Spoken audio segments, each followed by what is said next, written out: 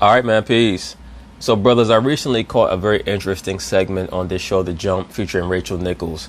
And as we can see here, she's engaging in a sit-down interview with Mr. Marcus Smart, the standout, dare I say, star role player of the Boston Celtics. And I say that because that's what he is. He's a star role player, in my view, because of the heart that he shows, his clutch gene, his clutch factor on both offense and defense, and his intangibles. And just watching this interview, what it reminded me of is a statement that Joe Namath makes in the introduction on the NFL Network's program, where it's basically a documentary series on former football standouts or NFL greats. And Joe Namath has this line, "What football showed me is that life is a team game." And that's one of the most important things for us to always understand. And how that resonates with me is to always be grateful for the good people that the Most High brings into your life to help you. Because there's not one person who's successful in life who got there by themselves. I don't give a damn who they are. I don't give a damn what they tell you. If there are two things that will reveal character, it's great prosperity and great adversity. Those two conditions will bring out the best aspects of who you are or the worst aspects of who you are, depending on your character or lack thereof. Well, Marcus Smart is basically going to detail what led to the decline and the disintegration of the 2018-2019 Boston Celtics. And once again, we always have to remember life is a team game, because if we're not grateful for the people who help us, the Lord will bring people into our lives who are there to destroy us. So anyway, they're going to talk about it. I'm going to chime in. Things were very different this past season, though. Of course, in Boston, expectations fell short, I'm sure even for you. Kyrie Irving took a lot of the blame for that, but you have defended him. You've said, that is my brother out there. So first of all, I want to know, when the Nets come to Boston next season, are you looking forward to defending him now that you've actually, right, on the court and off the court? And just tell me a little bit more about your relationship, and what do you think it's like to be now play against him? I don't think that Marcus Smart's going to be worried about having to defend Kyrie Irving at all. As long as you have Kyrie in that mode where he's trying to get 40, you have a better chance of winning as a team. Conversely, Kyrie Irving's going to have to be concerned about trying to guard Kemba Walker, because he's shown no ability to be able to control that dude at all. So that's going to be a very interesting matchup next season.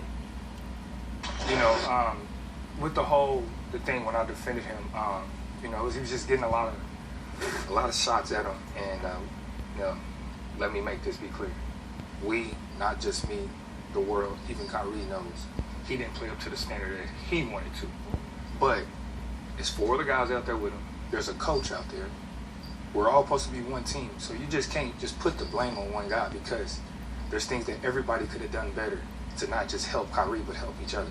And when you're going in, especially when you're trying to build that camaraderie, when you start singling those guys out, it makes it really hard. And we've seen it ourselves inside the locker room and things like that, with guys calling guys out, and it just wasn't working for us. So yes, it became a toxic environment because Danny Ainge poorly staffed that roster. There were too many of the same type of player on that team. And he should have saw that coming, because if I could have seen that coming, which I did, and I made a video about it, a series of videos about it prior to last season, Danny Ainge should have been able to recognize that phenomena as well. That they were 2 or 3 deep with very talented players at every position, especially point, shooting guard, small forward, maybe even going into the power forward. And it was going to lead to some issues, especially if Gordon Hayward did not come back anywhere near at the level that he was in his last year in Utah, which he was not. So that led to a lot of problems. And then on top of that, you had Jaylen Brown as well as Jason Tatum joining Kyrie Irving with the Mamba mentality. And you cannot have 3 Mamba mentality players on the same team. You really can't even have 2.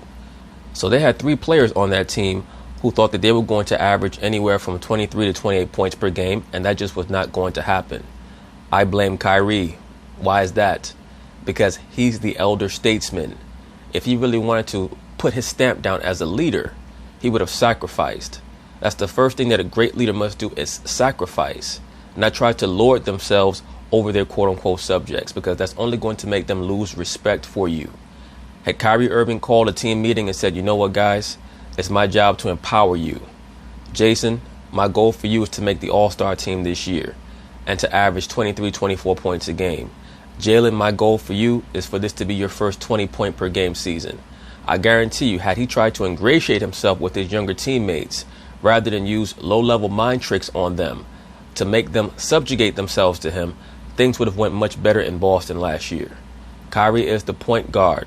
Unfortunately, he envisions himself more as a Kobe Bryant in a 6'2" frame.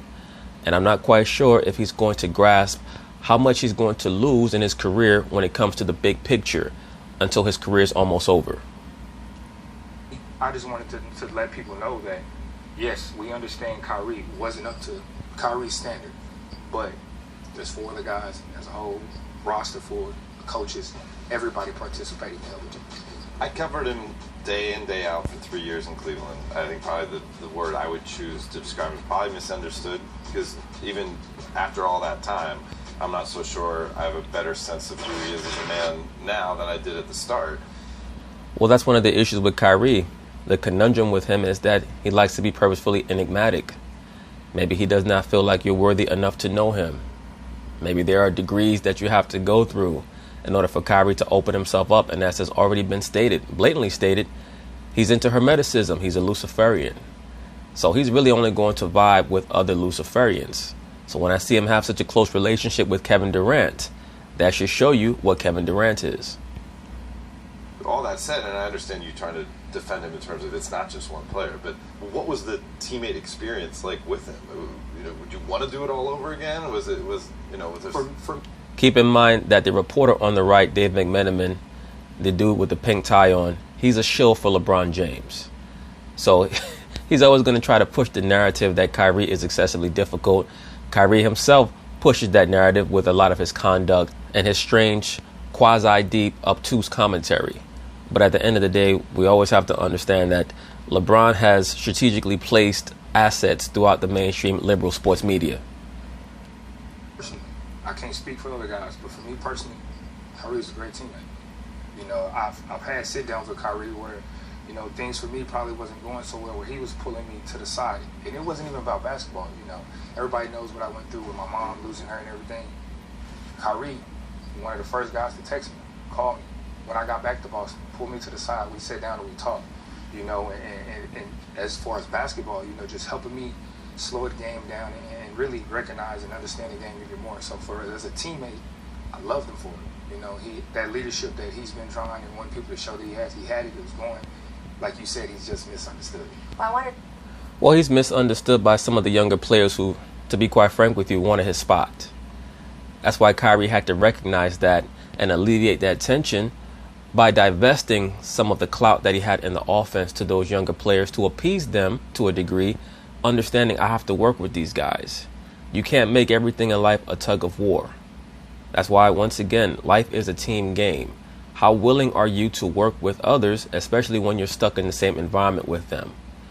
Kyrie did not put his best foot forward to optimize his tenure with Boston or in Boston because he was more concerned about making sure people understood that he was on the level with LeBron or KD than he was in making sure that he brought out the best in his teammates. Throw in this because Jackie McMullen wrote a piece and she quoted former Celtics Cedric Maxwell. He is, of course, now the team's radio analyst, but a legend as well around those parts. He said, quote, "This group was the most dysfunctional team I've seen since 1983 when we had 4 Hall of Famers on our roster and got swept by the Milwaukee Bucks. These guys never found a way to be on the same page." What do you think when you hear that? I mean, let's call a spade, right?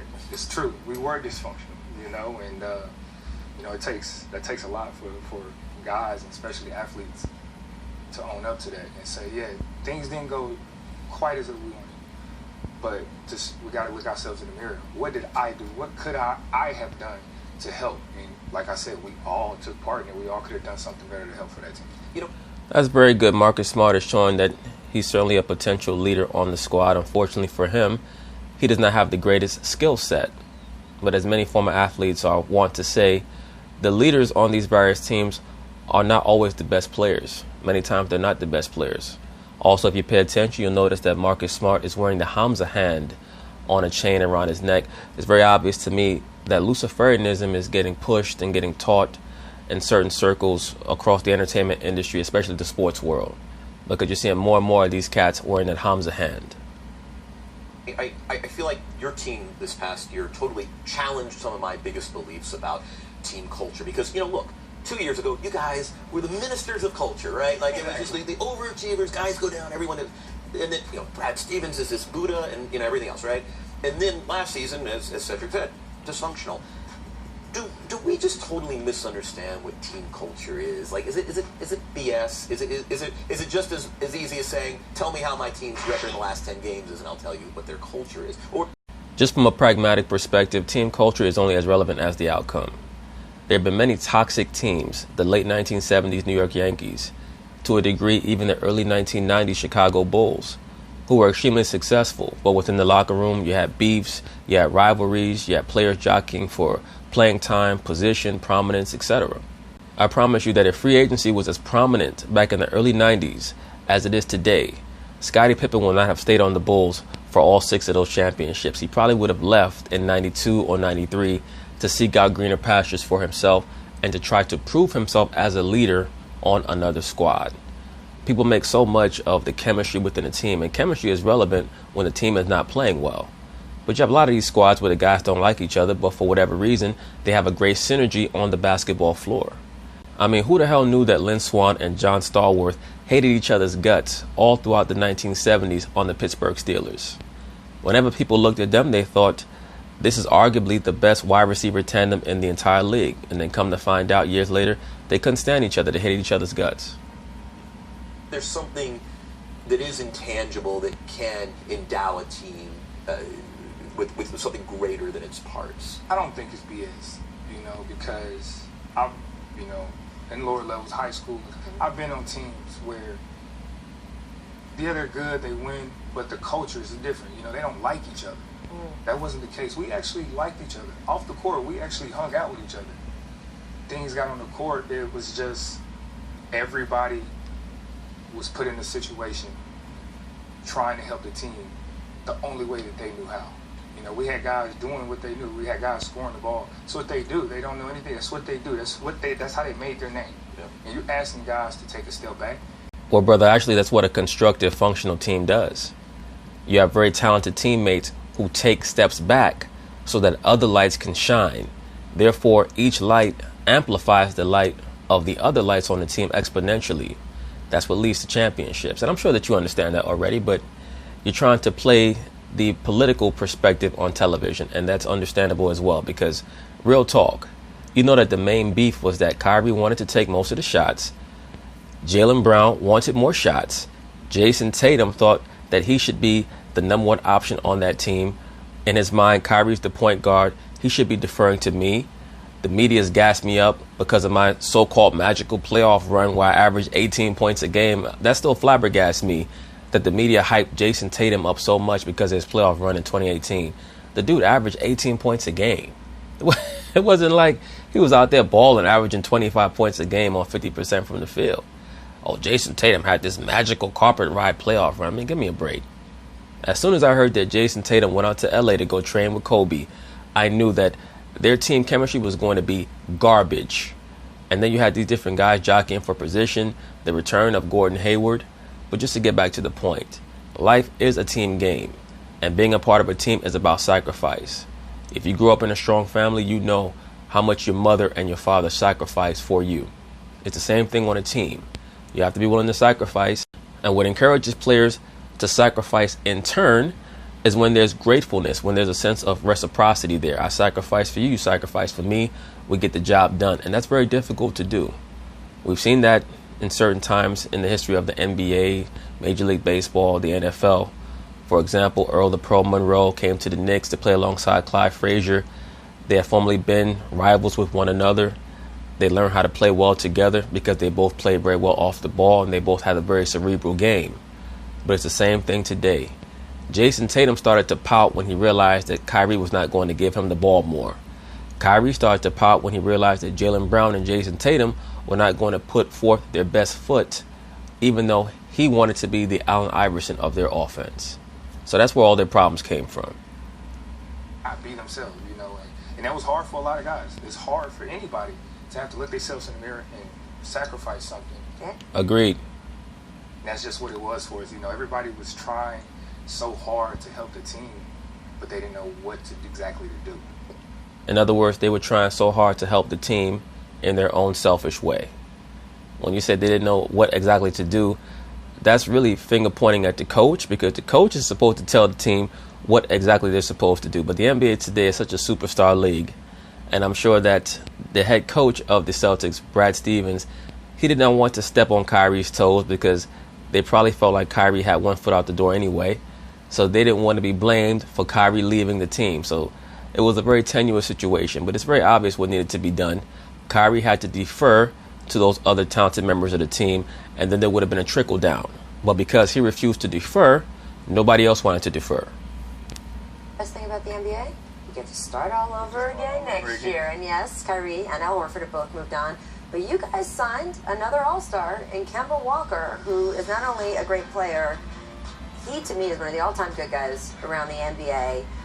It is considered, though, in the East to be a two-team race between Milwaukee and Philly. So do you think that other teams, when they come into play, you guys, are going to underestimate the Celtics this coming season?